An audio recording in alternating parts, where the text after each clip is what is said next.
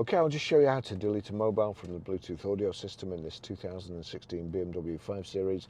So from any screen, we're on nav at the moment. If we go to telephone, telephone is the top right hand side there. Click on telephone and you'll see their Bluetooth menu. You also see settings at that side as an option, and a right and left arrow. If I click across to settings, you see there, I can turn it down to Bluetooth devices.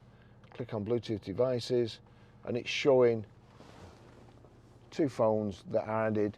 I've highlighted mine, and again you've got the settings, the cog there. So we knock that across, switch off control display, configure device, remove device, remove device. That's it gone. Same again, I don't know whose phone, previous owner's phone. There you go, highlight it, knock to the right, highlight remove device, click on remove device. That's it, it's all gone.